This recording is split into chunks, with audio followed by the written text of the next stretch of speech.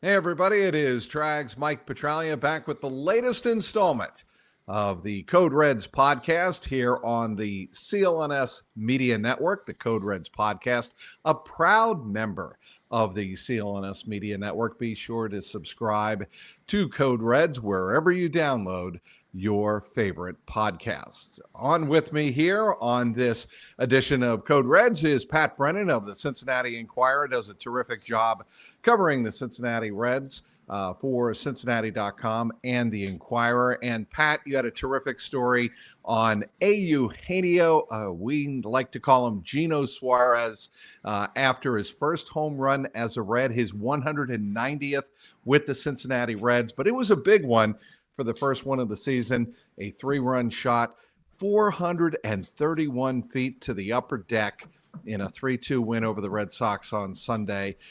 Tell us a little bit about what your impressions were of Geno Suarez in the clubhouse after Sunday's big win.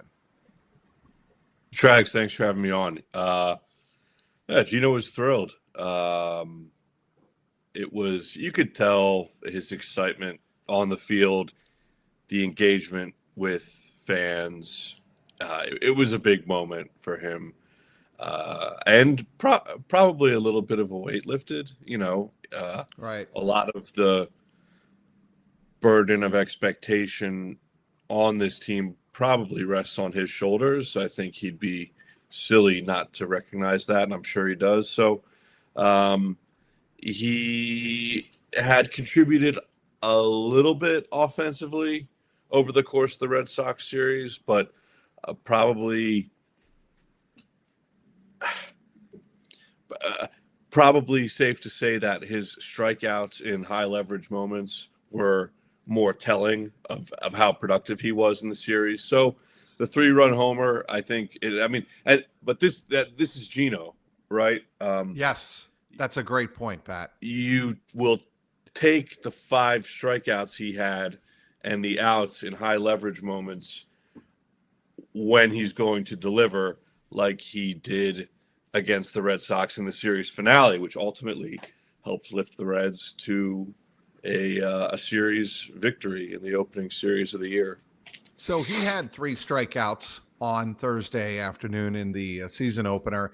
And, I'm sure he would have liked to have had a better debut for the Reds. And there were some moments in that game. It was obviously scoreless going into the 7th inning where he could have made an impact. But it is important to remember what Terry Francona said about Geno Suarez. It's not just the home runs. He may not have 43 home runs or 49 home runs. He may not have 40 home runs in 2026. The reason you have Geno Suarez in the middle of that batting order is because he is a threat. And the Reds did not have that kind of right-handed power threat in the middle of their order last year, and Francona knew it. And so while he struggled a little bit to start the season, first 2 games, and only 2 games, I understand that. To get that home run in that moment in the 6th inning on Sunday was very telling. And I just love the fact that after the game, he talked about the adjustments he made because they knew they were attacking him with fastballs, and fastballs up in the zone. Yeah. Well, he got a fastball, and he was quicker to the ball with his bat in that 3rd at bat on Sunday, and the results were immediate. Yeah, that is that's the danger of Geno Suarez. You have to respect him as the Red Sox and any other team that the Reds face this year. You have to respect the guy at all times because of the obvious damage that he can do. And, he can lay low for, the better part of 3 games. But from nothing, the Red Sox, who had played a good, clean game and looked like they were in great position to take the series yesterday, Geno pops off, upper tank at GABP. Fans are happy, and that's it. The Red Sox got a few sniffs over the last few innings, but that was it. Geno did the damage. and they couldn't rebound from it. I think that's a game last year we lost a lot of times, Francona said after the game in the Pat Yes. Brennan story. We were kind of frustrated. We had some hits, but we didn't bunch them together. And this time, the Reds got that one big hit that they didn't get last year. And Yes. again, we keep going back to last year, Pat. And I think the reason we do this is because the Reds tried to make the adjustments in the offseason. No, they didn't get Kyle Schwarber, and a lot of fans wanted them to do more with the offense, but they did get that one bat in the middle of the order. And the Reds addressed the sorely lacking need that they had to address in the offseason, and it's paid off in the first 3 games. Yeah. That quote from Terry Francona that you just read, I mean, I was so struck by the reality of that walking down after the game for Terry's post-game news conference. And then to hear him verbalize it just kind of crystallized the whole situation. I mean, the Red Sox are a good team with a really good lineup, solid pitching, and should be, I think, in the eyes of a lot of pundits and observers, and in my eyes, should be a playoff team in like the best division, Definitely. the most money division in baseball. And I thought going into this series, Trags, the Reds can lose this series, and I don't think it's too much of an issue. I don't think it's obviously, super, super early. And that's still the case, obviously, even with them having won the series. But I thought the Reds could get swept in this series, and there wouldn't have been, depending on the circumstances of that, I wouldn't have been too alarmed. But it just, and these games, they did play out in kind of the gritty, tough manner of that 2025 team. They were close. They were one hit away, maybe a couple hits away on opening day, but they just, I mean, the way the 26 team is designed to deviate from the flaws of 2025, all right. of it, like you saw all of those things click in the Red Sox series, and that's why the Reds won it. And the reason I think that's important is because, like Terry said, this is a game and I think a series that last year they would have lost. But, now they're going to win these games in the margins, in theory. And, boy, that makes, so many issues from last year that needed to be addressed. The Reds showed in this series that they were addressed. They don't need to win all of those games in the margin, but they need to win their fair share or a little bit more than their fair share to really become a legitimate contender for the NL Central. I think that's where the Reds fans and the fan base really expects this team to improve is you did lose a lot of close games last year. Yeah. And you played sloppy ball at times. You made a lot of outs on the bases. And again, there was another moment in the game on Sunday where they should have had a run, but Spencer Steer, instead of trying to wait out a ball that was hit the first base, the first base was tagged. Had he just gotten into a rundown, a run would have scored. Yeah. Little moments like that. However, what struck me after the game, and I don't know if you read this in the game notes, it is the first time the Reds have won back-to-back one-run games since they swept the New York Yankees back in 2024, before Terry Francona even was in town here in Cincinnati. They had not won back-to-back one-run games. I was stunned by that fact, weren't you? Yeah. Yes, absolutely. I mean, one-run games, that was one of their problem areas last year because they couldn't get that big hit. Extra inning games. They were 3-12 in extras last year. If you go 500 in extra inning games, you're, instead of desperately, trying to get the help you need from the Mets on the final day of the regular season, you're probably celebrating that wild card berth at home in the middle of the week against Pittsburgh last year, right? But they didn't get an extra innings win until June last year. Well, they got one in the second game of the season this year. It's just the contrast in just 3 games, the contrast of things. The Reds did well. The 2026 Reds did well. That the 2025 Reds probably would not have done well. Didn't do well last year, as a fact. It was just such a stark contrast to me. It's hard to. The temptation is so strong right now to want to invest into this tiny, minute sample size, and I know we can't do that, but Right. it's striking to me. It really is striking. Well, I think after 3 games, you get a sense that this team is built differently. And obviously 159 to go. I understand all that. You and me and all the fans listening and watching to this right now, they get that. But they know that even after 3 games, this team has a much different feel. It's much deeper. You didn't have, God love him, Ian Gibaut trying to close the first or the second game of the year last year. Now, Emilio Pagan, he did give up the 2-out solo home run to Willie Abreu on Saturday. But yes, to me, Saturday is such. If Sunday were like the way it's supposed to play out, with Suarez hitting that 3-run homer in the 6th inning and the Reds holding on for the 3-2 win, then Saturday was an indication of maybe the ceiling of this team emotionally. You can take a hit like giving up that solo homer in the 9th inning. Then you turn to a guy like Connor Phillips, and he throws 2 spectacular extra innings, the 10th and 11th, and the Reds find a way to walk it off in the bottom of the 11th in a wild and crazy game. ABS, CB Buckner behind the plate, so many things going on. The Reds found a way to win that game on Saturday. And on this podcast, we're not going to break down every single game, obviously, but we only have 3 of them to talk about so far.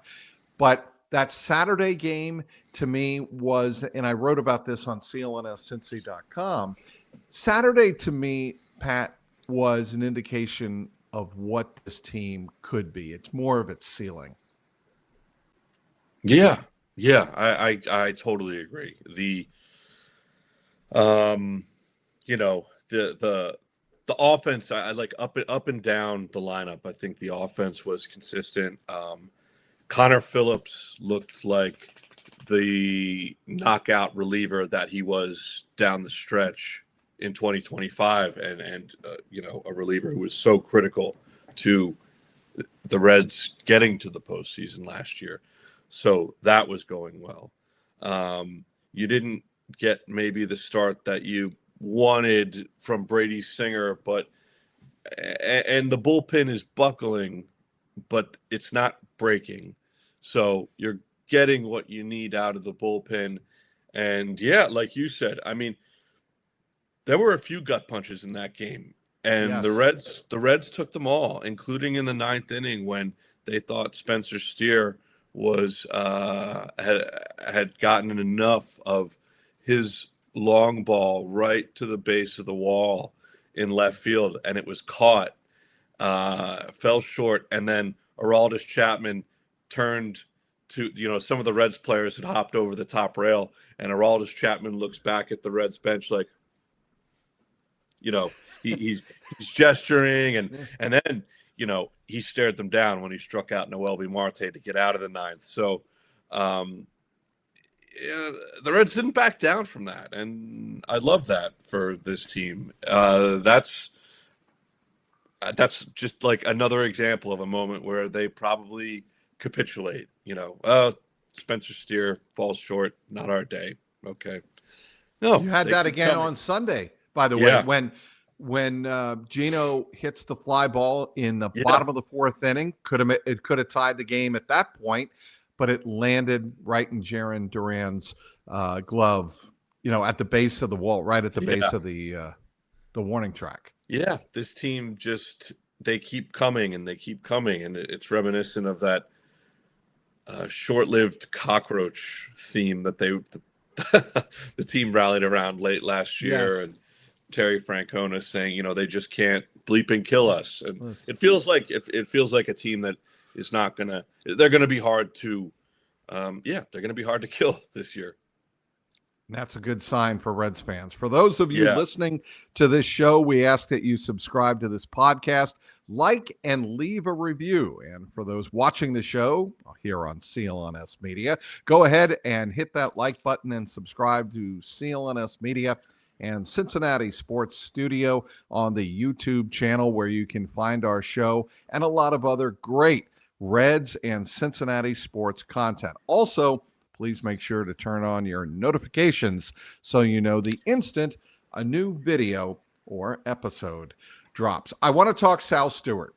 Yeah. He's not going to hit 700, as Terry Francona reminded us after the game yesterday, but I do think Sal Stewart has the potential of being the best hitter up and down the batting order for the Cincinnati Reds. He is just so much fun to watch. He had that tomahawk home run that we saw on Yeah. Saturday, essentially a tomahawk home run. Yeah. And then he was on base, as we mentioned, in the fourth inning. Could have been, a part of the game-tying home run in the fourth. That wasn't to be, but he was on base in the sixth inning for the go-ahead 3-run homer. Sal Stewart is doing things that winning ball clubs need from a 22-year-old hitter. Yeah. He's been a revelation. It's been unbelievable to see. And so he meets the criteria to still be considered a rookie. I try not to get too swept up in this because he does have a month and a couple postseason games worth of big league experience. But he also still is a rookie by definition, and what he is doing to begin this season is just truly unbelievable. He's what I like about him, Trags. He's a great ball. He's a great bad ball hitter. Yes. He is, taking pitches at his eye and swatting them. I think the home run that he hit the other day, he kind of fisted that out. Terry Francona noted, I think on maybe Saturday, he sprays the ball to all fields. This is pole just to pole. Yeah, the Reds thought of him, and then after Sunday's game, Tito, astutely pointed out they had considered Sal an advanced young hitter. Well, it's probably safe to just say advanced hitter, because age is not, age is relevant. Not really a factor in this situation. Yeah, and I have to think that the most impressive thing here, Trags, is that the Red Sox would have tried to make adjustments. So now we're into that cat and mouse game, and teams have had, all offseason, maybe not teams in other divisions and in the American League, but teams have had all offseason to look at Sal, because there is a body of work, small though it may be, from last year. And so now, it's certainly within a series, we're seeing the cat and mouse game of adjustments. And he's keeping up with the adjustments. He's adjusting too, and he's still being successful. So I know that the slump comes for every player at some point in the season, and it will inevitably come for him. But you just have incredible confidence that it won't be. It's hard to see him getting bogged down in a long one with the way he's adjusting and playing the game right now offensively. Here's what impresses me, and it impresses a lot of baseball coaches, scouts, front office people around the sport. His knowledge of the strike zone is not that of a 22-year-old. No. And why that matters? It matters because in this ABS era, if you truly know the strike zone, you can so narrow the type of pitch you're looking for at the plate. And to see a 22-year-old be able to do that, know the strike zone, and then manipulate it is really, really impressive. That is one of the things I'm excited to see. Yes. And we can obviously touch on ABS, but to watch Sal. Go ahead. Please. I'm sorry. I hate to cut you off. I'm so sorry. But what you said is so salient and true about Sal and his knowledge and feel for the strike zone. the first game, the first spring training game of the season, Sal led off the game, and he challenged a ball like authoritatively, top of the first inning, first spring training game. Right. And at that point, ABS was a little bit of a talking point because the Reds hadn't figured out what their philosophy around that was going to be, and but you knew you want to have some for later innings and high leverage moments, and Sal just blows straight through all the stop signs. That's at top of the first inning, and he nailed it. He absolutely nailed it. And from that point on, I started paying attention to his ABS challenges throughout the spring, and I don't know that he got one wrong. And that reinforced for me what you're talking about. He just has such an incredible feel for what the strike zone is. And yes, he's going to be able to coax these pitchers into giving him what he wants. And I think we're seeing a little bit of that already. And to be able to do that at 22 years of age, that to me is the unique character and trait that he possesses that so few batters at his age possess. I just think, Sal Stewart is as advertised. Yes. He is what the Reds need in terms of it, and he has the strongest left wrist I have ever seen in Major League Baseball. That line drive he took off his good friend Roman Anthony early in the game on opening day. We all thought, Pat, and you were in the front row in the press box, like, wrist broken. He's going to be out for most of the season. I mean, obviously your mind is racing as a beat writer at that moment because you're thinking, well, I'm going to have to go into report mode here and start writing mid-game, on a story that's, going to be separate from the outcome of the game itself. And your mind's racing, and I'm thinking, maybe we've seen that. Maybe that's it for Sal in 2025. I mean, because the replay was so gruesome, people winced in the press box. You could hear it. You could see people. There was a visceral reaction to the replay. It was horrible. The fact that he played again, the fact that he went 2 for 2 the rest of that game, carry over after a day off into Saturday, goes 4 for 4 after he takes that line drive. And then I think it was the 5th inning of Saturday's game when the Red Sox finally retired Sal. Just unbelievable, the resilience and pain tolerance. And now we see why Terry Francona wanted him in between Ellie De La Cruz and Geno Suarez. Yeah, I want to move on. And sure. we've spoken about Geno. We've spoken about Sal. Ellie's off to a slow start. He has had 14 plate appearances. He has 7 strikeouts. Yeah. And he has the 1 home run. He has 2 base hits. And the 1 home run in Saturday's game was a big hit. Let's not diminish it whatsoever.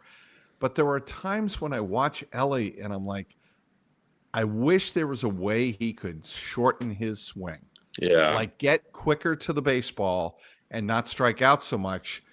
But maybe we're just watching Ellie find his way early in the season, and that's just the way it's going to be. By the way, I do love your dog. Oh, where is he? No, I can hear him. I'm so sorry. I can hear him. So sorry. No. You do. You know my affinity for dogs, right? Yes. I am a canine lover. So every time he wrestles his collar, I'm going to say hi to him. What's his name? Barney. Right, Barney. I knew this. Yes, I knew about Barney. Trags, I'm going to say hi to Barney. All right. Yes. You'll meet Barney, hi, Barney. in due time. Let's get back to Ellie. Yeah. Let's get back to Ellie until he whisks his collar one more time. I think Ellie is going to have to take his time finding his rhythm, finding his swing early in the season. Yeah. And I don't think the Reds are particularly concerned at this point. No, I'm not particularly concerned. He had an okay spring. I don't think it blew anyone away what he was doing in the spring. And as much as Terry Francona likes to say that, spring training stats don't matter, I think there's probably a momentum factor It stands to reason that not too much would change probably from how you're playing in the last game of spring training, when they played an exhibition in Milwaukee on Tuesday, stands to reason that from the Wednesday off day to opening day and now into the regular season, not a whole lot would probably change there. So I agree with you. I think Ellie's finding his way. I think the thing that concerns me is that, like, when Ellie's going bad, you can kind of feel the strikeout coming before it even happened. Yes. And he, that's not totally fair to him, but that's how it feels right now. When he was batting Sunday in some of those bigger moments, that he looked a little lost, and maybe the Red Sox just did a great job handling Ellie De La Cruz, and maybe the Pittsburgh Pirates won't, but I think we're going to have to wait for Ellie to grow into this season a little bit, and that's okay because you're getting what you need from Sal and Geno coming through with his timely home run. They'll take 2 out of 3, however they can get it, if that's what's on offer each series. And it obviously wasn't so bad that it prevented them from doing what they needed to do against the Red Sox. Ellie is still going to be a dynamic threat in the middle of that batting order. Yeah. There's no question. He is not going anywhere. And I think the Reds are just committed to letting him find his rhythm early in the season. He has these runs like this. And again, we've watched 3 games. Maybe it ends against the Pirates this week. Maybe it carries on into the middle of April. Ellie's going to find his way. What about the defense so far? I like Dane Myers in center field. He got his first start on Sunday in center. He obviously had the game-winning pinch hit on Saturday in the 6-5 win in 11 innings. But I like Dane Myers in center, and I really like TJ Friedel in left. I think we could see a lot more of that. Yeah, I think it helps that Dane Myers came through with the game-winning hit in extra innings, coming off the bench, essentially cold in that game, literally and figuratively.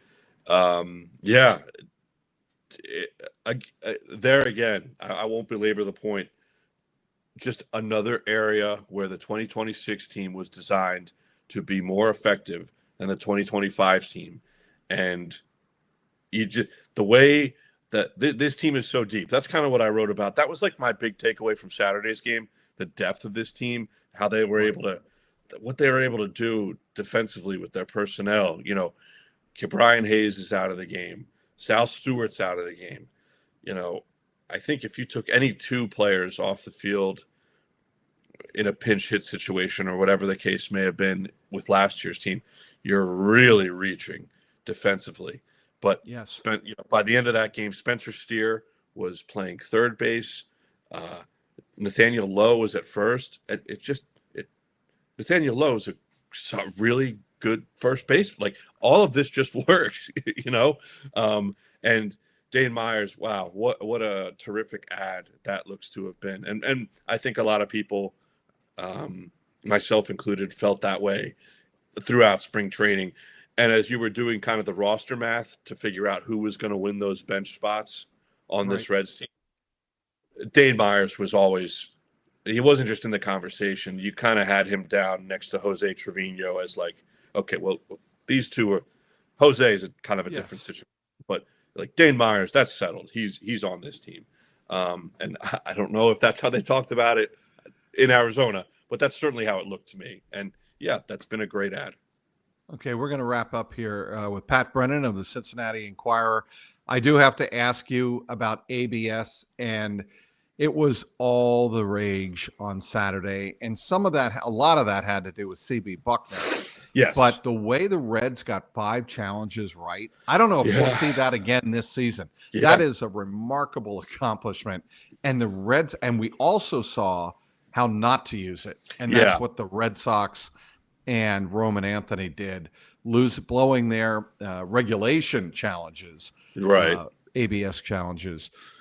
inside the first 3 innings of that game. Yeah, that really hurt them. That really hurt them because on a day when CB Buckner was I'm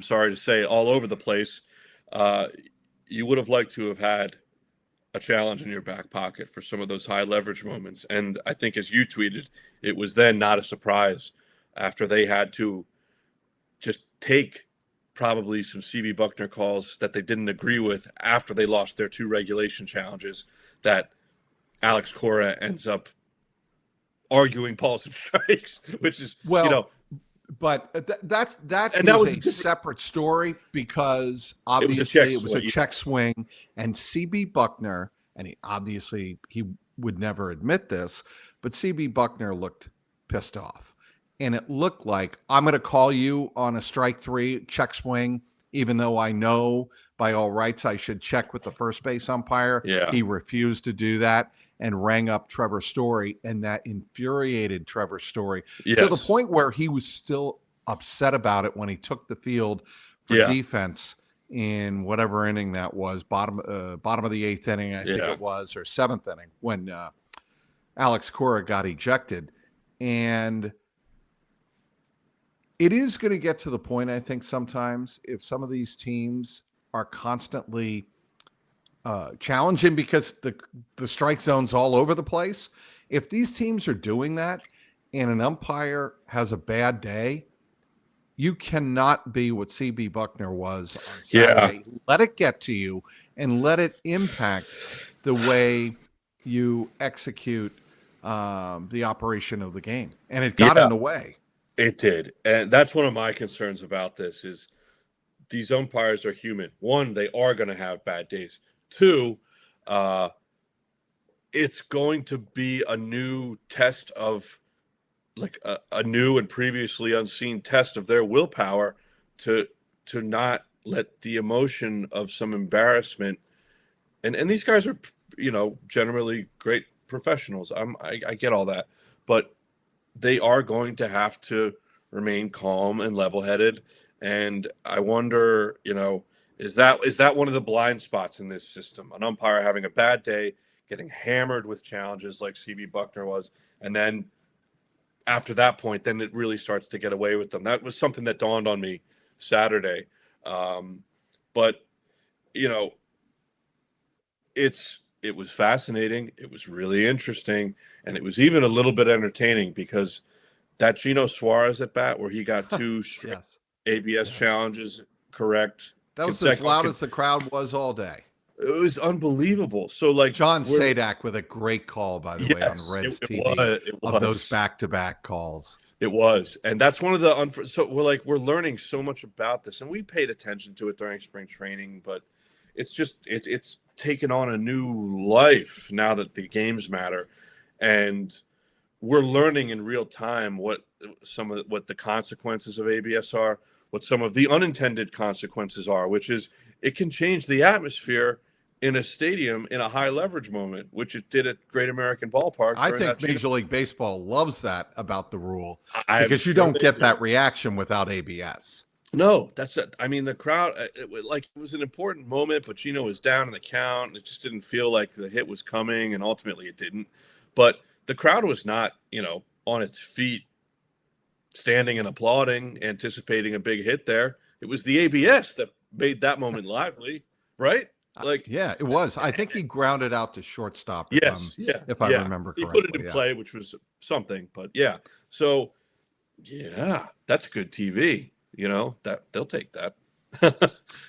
Anything else on your mind? Anything you might be working on for Cincinnati.com and the Enquirer? Just covering the Reds this week against the Pirates. Yeah, that's about it. I'm trying to figure out about who this Skeens is pitching on Wednesday. Yeah, for Pittsburgh. I haven't done a lot of background on him. I know that big bloated ERA. Yeah, he's not apparently a good pitcher because, what a crappy opening day he had against the Mets. So he must not be any good. Yeah, I wouldn't think so. It'll be fun to watch Paul Skeens on Wednesday afternoon. I am fascinated to see how both pitchers respond to opening day. Andrew Abbott, we didn't talk at all about Andrew Abbott and Yeah, his he was 6 fantastic. shutout innings. Yeah. Talk about a guy that navigated traffic all day Yeah. long. Wow, that was impressive. Yeah. But 6 shutout innings. Paul Skeens doesn't get out of the first inning in Flushing, and the Mets pound the Pittsburgh A's start. It'll be interesting to see how maybe the most elite pitcher in all of baseball rebounds on Wednesday afternoon at Great American Ballpark. Anything else on your mind besides Barney? Yeah, I got to get Barney out here. He's pretty antsy right now, as you can hear. So apparently, I've heard him about 5 times during the podcast. That'll be my last invite to join the Code Reds podcast until 2026. No. He is always going to be a guest. Do you know why that is? Because you're dogs. You're a dog person. Yes, I am. And I love dog people. So yeah, there you go. You're always welcome on this podcast as well. Thank you, Trags. Pat. Thank you. All right. It's been a fun 3 games and a fun start to the 2026 season already. Let's hope, obviously Reds fans want to see a good winning season. They'd love to see this team win the NL Central, get to the NL Championship Series, get back to the World Series. Yeah. But more than anything, as writers, we want to cover a team that's interesting and compelling all season long. That's what I think these Reds will be, Pat. It's what they've been so far. I have high hopes they remain that. Indeed. Let's end on that note. Pat Brennan does a terrific job covering the Reds and the Bengals. We'll have him on a Jungle Roar podcast down the road. But he does a terrific job covering the Cincinnati Reds for Cincinnati.com and the Cincinnati Enquirer. You can follow all of my stuff, including the column on Sunday's Geno Suarez Fest at Great American Ballpark on CLNS Cincy with a Y.com. Be sure to follow our podcast here, Cincinnati Sports Studio on YouTube.com, Cincinnati Sports Studio /Code Red. So that's where you can follow all of our great content. Until next time, he's Pat Brennan. My name is Mike Petralia. Thanks for watching and downloading this episode of Code Reds on the CLNS Media Network.